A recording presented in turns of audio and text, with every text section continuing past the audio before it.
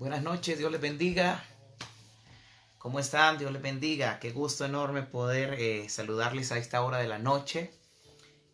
Muy feliz de poderme conectar y poder tener este tiempo en la presencia del Señor. Tiempo de palabra viva. Tiempo donde queremos compartir con ustedes un momento muy especial tiempo en la presencia del Señor. Y verdaderamente nos gustaría en esta noche que todos los siervos y siervas del Señor pudiesen conectarse para tener un momento en la palabra, para meditar la palabra del Señor.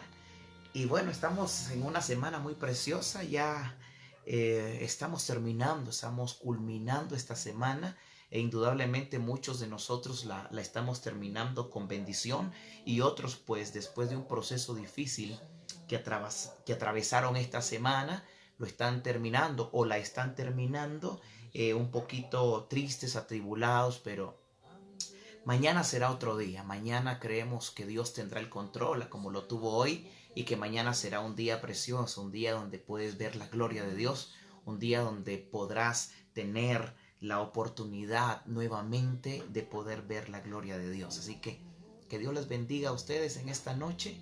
Una enorme bendición para mí poderme conectar. Vamos a esperar que se conecten otras personas más de Latinoamérica, del mundo entero, de los Estados Unidos. En esta página tenemos más de 120,000 seguidores y más de 80,000 personas que le han puesto me gusta a la página. Así que bueno, vamos a esperar que se conecten algunos por ahí para poder tener en esta noche la meditación de la palabra del Señor. Quiero comenzar comentándoles que hace unos instantes, hace unos minutos yo pude postear en mi página. Algunos lo han visto, pues otros no. Y hace unos minutos yo puse una publicación en mi página y la publicación decía canibalismo cristiano. Déjeme leerle lo que puse hace unos instantes en mi página de Facebook, en la misma que ahora estoy transmitiendo. Puse lo siguiente: canibalismo cristiano. Los evangélicos están entre los número 1 en canibalismo cristiano, puse. Entre hermanos nos mordemos, nos envidiamos, nos condenamos y enjuiciamos cuando alguien no piensa o hace como nosotros esperamos. Ojo, dice, solo mi opinión. Dice, sería muy lindo que cada quien buscara a Dios en su propia casa, como lo hicieron Noé, Lot, Abraham y demás patriarcas, solos en sus casas con sus familias, lejos de tanta gente venenosa que disfrazada de piedad son el tropiezo de los que verdaderamente quieren ser salvos. La Biblia nos manda a congregarnos y debemos de obedecer. De lo contrario sería mejor lo antes mencionado. Punto. ¿Cuál es su opinión, querido lector? Esta fue la publicación que yo hice hace algunos minutos en mi página, acá la misma que usted está conectado en esta hora de la noche. Y bueno, hay muchos comentarios, hay muchos argumentos. Hay gente que dice, bueno, estoy de acuerdo. Hay gente que dice que no está de acuerdo. Y bueno, la mayoría de los que están aquí dijeron que hay que poner la mirada en Cristo. Y eso es una gran verdad. Otros pusieron que no estaban de acuerdo y la mayoría puso hay que poner la mirada en Cristo. Verdaderamente es cierto. Otros pusieron hay que mirar las cosas de arriba, hay que poner la mirada en las cosas de arriba. Otros pusieron en estos tiempos es difícil encontrar una iglesia de sana doctrina. Bueno, la mayoría de personas estuvieron de acuerdo con la publicación, pero déjeme aclararle. Estamos viviendo un tiempo verdaderamente donde la iglesia está atravesando un momento de frialdad, un momento donde las personas asisten a la iglesia pero no cambian. Personas que escuchan la palabra del Señor y se emocionan al recibir la palabra, pero esta palabra no trae ningún arrepentimiento ni convicción a las personas que la están recibiendo. Y no es porque la palabra no sea efectiva, sino que la gente no quiere cambiar. Las iglesias y muchos cristianos se han vuelto fanáticos de grandes predicadores, se han vuelto fanáticos de las denominaciones, sí, que yo soy de la iglesia fulana de tal, o que mi pastor se llama fulano de tal, pero verdaderamente estas iglesias o estas congregaciones o los mensajes que estas personas escuchan el domingo no les ha ayudado a ser un mejor cristiano. Y verdaderamente tenemos una iglesia hoy en día, una iglesia indolente o indolente, una iglesia sin misericordia, una iglesia que cuando cae un hermano la ataca o lo ataca, y verdaderamente tenemos una iglesia que no tiene misericordia al momento de traer un juicio contra alguien. Estamos viviendo un momento donde hay muchas personas que están en la iglesia, pero sirven para juzgar, para criticar y para lanzar juicios o maldiciones en contra de aquellas personas que no están llevando bien el evangelio de Jesucristo. Si nosotros como hijos de Dios nos convertimos en jueces de nuestro hermano, estamos igual que aquellas personas que están cometiendo pecado, incluso estando en la iglesia. ¿Cuál es la diferencia entre el pecador y quien lo juzga? No hay ninguna diferencia, porque tanto el pecador como el que juzga tomando el lugar de Dios, ambos son pecadores. La palabra del Señor dice que cuando alguno de vosotros fuese sorprendido en alguna falta, vosotros, le está hablando a gente madura, le está hablando a estos cristianos que se creen que son mejores que otros. Dice, vosotros que sois espirituales, dice el apóstol, restauradle con espíritu de mansedumbre. Pero ¿por qué yo le decía que tenemos una iglesia caníbal? Necesitamos verdaderamente tener más misericordia con la gente de nuestras congregaciones. Hay gente que llega a la congregación esperando que alguien le brinde un abrazo, esperando que alguien le dé al menos una sonrisa. Pero ¿qué pasa? En muchas de las congregaciones usted llega y lo primero que recibe es un escáner visual. Hay personas que llegan a la congregación vestida de diferente manera, y hay cristianos que en vez de restaurar con mansedumbre, lo primero que le queda viendo es el pantalón que lleva la persona, o los aretes, o la pintura, o la pintura en los ojos. Hay gente que llega a la iglesia verdaderamente esperando recibir una palabra de consuelo, una palabra de bendición, no una palabra de juicio. El bolo o el borracho sabe que está mal en su alcoholismo. La prostituta sabe que está mal en su vida de pecado. El homosexual sabe que está viviendo una vida conforme a lo que Dios no le agrada. Entonces lo que esta gente necesita no es que nosotros le repitamos lo que ya saben, sino que lo que esta gente necesita es que nosotros le restauremos con espíritu de mansedumbre, mostrándole el amor de Cristo y mostrándole verdaderamente el mismo amor con que Cristo a nosotros nos amó, nos perdonó, nos sacó de la vida de pecado y hoy nos tiene en un lugar de honra. Eso es lo que la palabra del Señor a mí me dice. Y muchas personas dicen aquí, hermano Byron, pero no hay que poner la mirada en las cosas de la tierra. Yo le voy a decir algo. Si yo llego a una congregación donde a mí no me tratan bien y donde no me siento querido como hermano, lo mejor que puedo hacer es buscar para dónde irme, porque nadie puede estar en un lugar donde se sienta incómodo. La iglesia debería de ser el lugar donde Dios tiene preparado un abrazo especial para el pecador.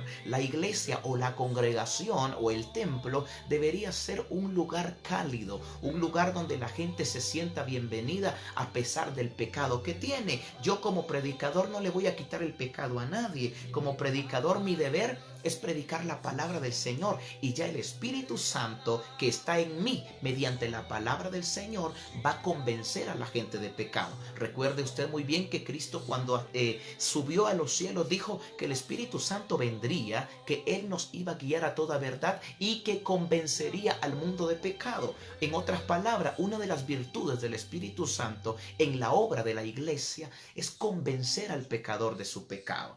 Tenemos que predicar la palabra, por supuesto. Tenemos que predicar santidad, salvación, el infierno, el rapto de la iglesia. Son doctrinas fundamentales que muchas congregaciones ya se les ha olvidado, pero obviamente como pentecostales y como hijos de Dios, nuestro centro tiene que ser hablar de las doctrinas de la salvación, del arrepentimiento, de la vida eterna, del infierno, del rapto de la iglesia. Pero tenemos que hacerlo con un espíritu de mansedumbre. Tenemos que, como cristianos, amarnos unos a otros. La palabra del Señor dice que Jesús nos dio un mandamiento, que nos amáramos unos a otros, y que toda la ley consiste en el amor. Jesucristo dijo que nos amemos unos a otros. Pero si los que estamos en la iglesia no nos amamos, ¿cómo vamos a amar al pecador que viene de un mundo malo? Si no amamos al hermanito que canta con nosotros en la misma iglesia, Si no amamos al hermanito que se sienta a la par nuestro en la iglesia, ¿cómo vamos a amar a la prostituta que apenas está llegando? ¿Cómo vamos a amar al drogadicto, al alcohólico, al fornicario, al adúltero? Si no amamos al hermanito que canta con nosotros los mismos coros, ¿cómo vamos a amar a alguien que ni siquiera conocemos? La palabra del Señor es clara. Entonces hay muchas personas que me están diciendo acá, sí, pero hermano Byron, tenemos que poner la mirada en las cosas de arriba, pero uno no puede poner la mirada en el cielo cuando está compartiendo la misma iglesia o congregación con alguien que solo llega a criticar, a verte de pies a cabeza o a juzgarte según lo que estés cometiendo. Así que nosotros como iglesia de Jesucristo deberíamos de aprender de la verdadera iglesia de Cristo, la iglesia que Cristo fundó, la iglesia apostólica. Como iglesia de Jesucristo de este tiempo, nosotros como cristianos y como practicantes, presumo yo, de la palabra del Señor, debemos de entender que la primera iglesia que Cristo fundó allá en Jerusalén creció y se fortaleció tanto porque tenían unidad.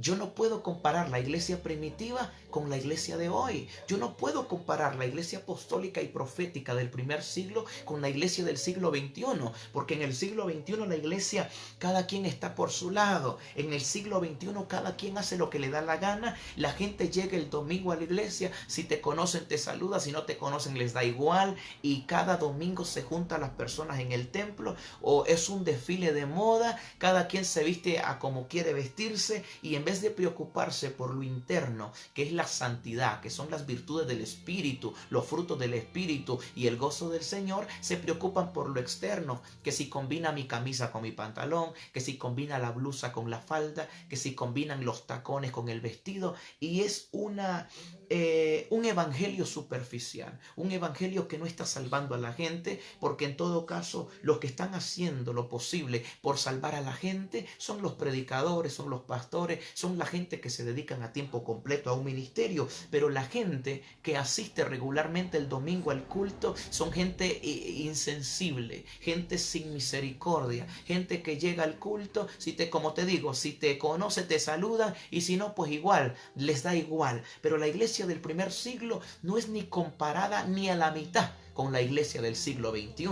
La iglesia del primer siglo, ¿por qué se fortaleció? La iglesia del primer siglo, ¿por qué creció tanto? La iglesia del primer siglo, ¿por qué predicaba el apóstol Pedro y miles de personas se salvaban? ¿Por qué el apóstol Pablo iba a ciudades y había una revolución de personas? ¿Por qué el evangelio de Cristo tuvo tanto auge en el primer siglo de la era cristiana? Porque verdaderamente había unidad, y el modelo de la iglesia que debemos de seguir nosotros como cristianos del siglo XXI es el modelo de la iglesia del primer siglo.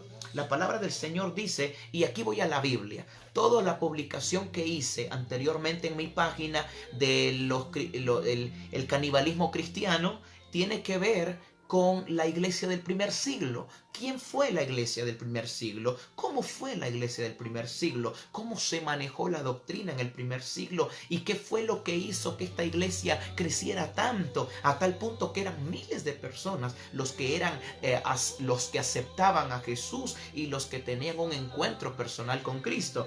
Esto está registrado en el libro de Hechos de los Apóstoles, en su capítulo 2, y en su versículo 41. Del 41 al 47 hay un sinnúmero de acontecimientos que marcaron el crecimiento de la primera iglesia primitiva, la iglesia de los apóstoles, la iglesia de los profetas, la iglesia de Mateo, la iglesia de Pedro, la iglesia de Lucas, la iglesia de Juan, la iglesia de los primeros apóstoles. Está registrada en el libro de Hechos, en su capítulo 2, en su verso 41. Escuche lo que dice, verso 41. Así que los que recibieron su palabra, o sea, la palabra de Jesús, la palabra de Dios, fueron bautizados y se añadieron aquel día como 3,000 personas. Imagínense, mis amados hermanos, que en esta primera parte que estamos leyendo de estos versículos, dice que 3,000 personas fueron añadidas. 3,000 personas en un ratito aceptaron a Jesús. 3,000 personas. Verso 42, y aquí viene el secreto del crecimiento de la iglesia primitiva. Dice así, verso 42, y perseveraban en la doctrina de los apóstoles, en la comunión unos con otros. Ahí está, ese es el detalle. Dice, perseveraban en la doctrina de los apóstoles. En otras palabras, perseveraban en las palabras de Cristo. Y dice, y en la comunión, hermanos amados. Comunión no es darle un abrazo a alguien el domingo. Comunión es, ay, ¿cómo estás? No, eso no es comunión. Comunión significa que todos tenían una amistad. Aparte de ser hijos de Dios, eran amigos y tenían una amistad, un calor de hermanos, por los cuales ellos crecieron a tal punto de que tu problema era el mío y mi problema era el tuyo. En otras palabras, ellos estaban en constante fraternidad. Verso 42, sigue diciendo. Y perseveraban en la doctrina de los apóstoles, en la comunión unos con otros, en el partimiento del pan y en las oraciones. Si hay algo que hoy tiene la iglesia es que le vale la necesidad que muchas personas tengan. Hay iglesias que tienen el ministerio social. El ministerio social se encarga de recibir víveres, de recibir alimentos no perecederos para poder solventar algunas necesidades de los hermanos de la congregación. Pero eso lo hace un ministerio social especialmente encargado de ello. Pero ¿qué tal? ¿Qué hay del resto de la congregación? Nadie se preocupa por las necesidades ajenas. Estamos viviendo, mis amados hermanos, un tiempo donde la iglesia se ha vuelto sin misericordia, donde la iglesia no le importa que tú no tengas zapatos, no importa, yo tengo 3 pares y si te miro descalzo, pues no me importa que andes descalzo. Yo te miro que todos los domingos llegas con la misma camisita rota de siempre y yo tengo 15 camisas en mi armario, en mi closet, en mi ropero y no te doy ni una camisa porque no me importa cómo estás vestido. Esa es la actitud de la iglesia de hoy en día. Hay gente que prefiere orar por la necesidad que solventar la necesidad. Yo siempre he enseñado esto, que hay gente que viene conmigo y me dice, hermano Byron, fíjese que necesito que ore porque necesito 100 quetzales para comprar un medicamento de mi hija. Y muchas personas dicen, bueno, voy a orar para que Dios provea. Aún teniendo en la billetera o en la cartera dinero, hay gente que dice, muy bien, vamos a estar orando para que Dios provea. Pero si tú tienes, ¿por qué no provees tú? Eso era lo que tenía la iglesia primitiva, que tu problema era el mío. Yo prefiero regalarle 100 quetzales a un necesitado que orar para que Dios le dé. Porque si Dios a mí me ha bendecido, yo estoy para bendecir. No solamente estoy para ser bendecido, estoy para ser de bendición también. Y lo que tiene la iglesia en este tiempo es que si tú no comes, y hablando de iglesia me estoy refiriendo a toda la congregación, no al ministerio social que tiene su obra social fuera de la iglesia. No, me estoy refiriendo a tu persona como miembro de una iglesia. Me estoy refiriendo a eso. Hay muchas congregaciones que se dicen hermanos solamente en el culto, pero ya saliendo del día domingo, no me importa lo que te pase a ti. Si tenés a un familiar enfermo, tu clavo. Si no tienes para comer mañana, tu problema. Si no tienes ropa para vestir, tu clavo. Si no tienes zapato, tu problema, no el mío. Esa es la mentalidad de la iglesia moderna del siglo XXI, que no hay ese seguimiento espiritual, que no hay esa fraternidad, que tu problema sea el mío, que tu llanto sea mi llanto, que tu prueba sea la mía y que tu necesidad sea mi necesidad. De nada a mí me sirve orar para que Dios bendiga a alguien con recursos económicos cuando yo puedo solventar la necesidad. Eso era lo que tenía esta gente. Dice Hechos, estamos en Hechos capítulo 2, el modelo de una verdadera iglesia. El modelo de una verdadera iglesia. Hechos capítulo 2, versos 43. Y sobrevino temor a toda persona, y muchas maravillas y señales eran hechas por los apóstoles. Una iglesia viva es una iglesia que hay milagro. Una iglesia viva es una iglesia que recibe sanidad mediante la palabra, mediante la alabanza. Hay gente que ha dicho, bueno, yo estaba cantando y mientras estaba adorando al Señor, sentí que se fue esa enfermedad que traía. Eso es verdaderamente el poder del evangelio, tener alabanzas que no solamente entretengan el oído del fanático, sino que bendigan el corazón y el alma de quienes llegan enfermos al templo esperando un milagro. Hoy tenemos bastantes ministerios de alabanza, pero son poquitos los que verdaderamente traen sanidad al cuerpo de Cristo, a la iglesia de Jesucristo. Son pocos los ministerios que verdaderamente atraen la presencia de Dios, y esta presencia es la que sana a la iglesia. Verso 44, escuche lo que dice. Todos los que habían creído estaban juntos y tenían en común todas las cosas. En otras palabras, todos los que habían puesto su fe en Jesús tenían en común todas las cosas. Es lo que yo le estoy diciendo, que hay gente que acapara y tiene mucha ropa sin ponerse, y miran que en la iglesia donde ellos asisten hay gente que no tiene ropa. Prefieren muchas personas que se pudra la ropa en el closet, pero no llevan una camisa para regalarle al que no tiene.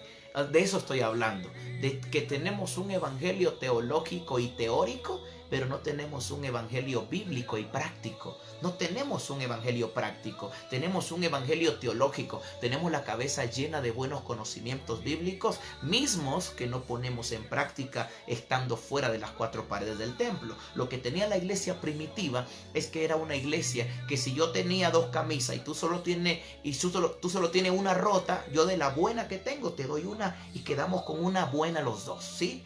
Pero hoy en día, mis amados hermanos, no se ve el amor al prójimo. Hoy en día verdaderamente no se ve ese carisma, esa fraternidad, ese amor entre hermanos. Porque como dice la Escritura, si no amamos al hermano que vemos, ¿cómo vamos a amar a Dios que no lo vemos? No podemos decir te amo, Señor, si no amamos al hermano y dejamos que el hermano pase penas y necesidades, cuando nosotros mismos, por la abundancia que Dios nos ha dado, podemos solventar y restituir para esa necesidad. Escuche lo que sigue diciendo la palabra del Señor, verso 45, y dice: y vendían sus propiedades y sus bienes y los repartían a todos según la necesidad de cada uno. Aleluya.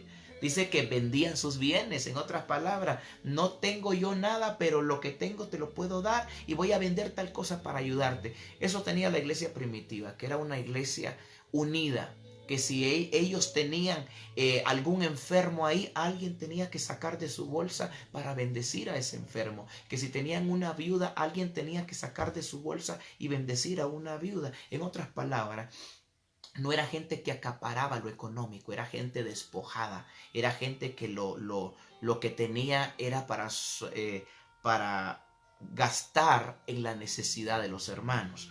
Mire cómo dice el verso 46. Estamos en Hechos capítulo 2, verso 46. Y perseverando unánimes cada día en el templo y partiendo el pan en las casas, comían juntos con alegría y con sencillez de corazón. Hay gente que no se puede sentar contigo porque es de la alta. Escuche bien esto. Yo conozco gente conozco gente preparada que no comparten un asado con alguien. Yo conozco gente preparada que cuando llegan a la iglesia saludan a unos cuantos y a los más pobres no, los ven así como que, no te saludo, solo hola. ¿Sí me entiende? Hay gente que la preparación que tienes les sirve como una barrera para verse igual que su hermano. ¿Sabe que en el cementerio hay abogados?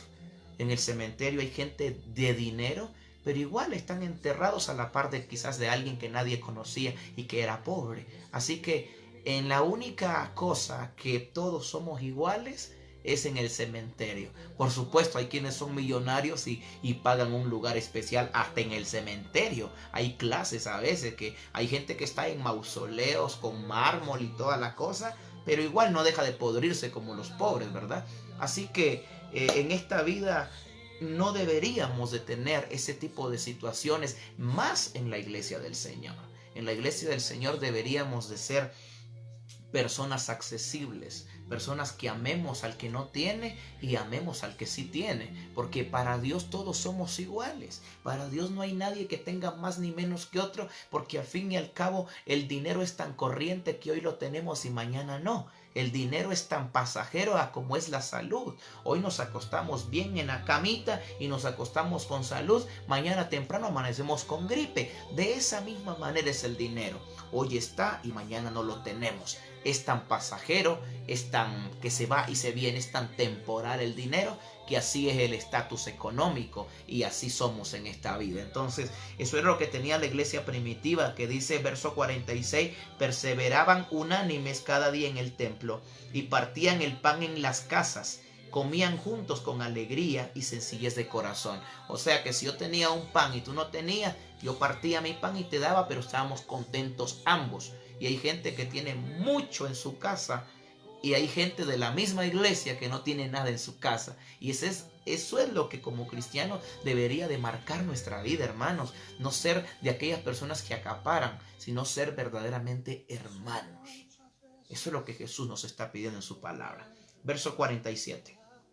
Estamos en Hechos capítulo 2, versos 47. El modelo de lo que debería ser una verdadera iglesia. Una iglesia llena de misericordia y de compasión. Escuche cómo dice la palabra del Señor. Ese es el último versículo del capítulo 2 de Hechos. Hechos capítulo 2, verso 47. Alabando a Dios y teniendo favor con todo el pueblo. Y escuche el secreto. Y el Señor añadía cada día a la iglesia los que habían de ser salvos. ¿Quién los añadía? El Señor. Hay gente que se preocupa y dice, vamos a hacer una campaña, vamos a hacer un concierto, vamos a hacer una fogata, vamos a hacer una noche social. y las personas piensan que con hacer este tipo de eventos las almas se salvan. Pero según el secreto de la palabra del Señor, dice que yo no añado gente a la iglesia. Como predicador, yo no añado gente a la iglesia. Ni el pastor añade gente a su iglesia, ni los líderes. Los que añaden gente a la iglesia es el Espíritu Santo. La palabra del Señor dice, y cada día el Señor añadía. ¿Cuándo? Cada día. ¿Cuántas almas se salvan en tu iglesia cada día? No lo sé. Pero si la gente no se convierte en su iglesia, el problema no es el pastor. El problema es la iglesia. ¿Cómo está viviendo la iglesia? Usted cuando llega un pecador a su iglesia, ¿lo mira como animalito raro así? ¿O lo reciben con cariño? Verdaderamente alguien dijo en Facebook que la iglesia es un hospital para enfermos. Y verdaderamente todos los que llegamos a una iglesia, un día íbamos enfermos de pecado.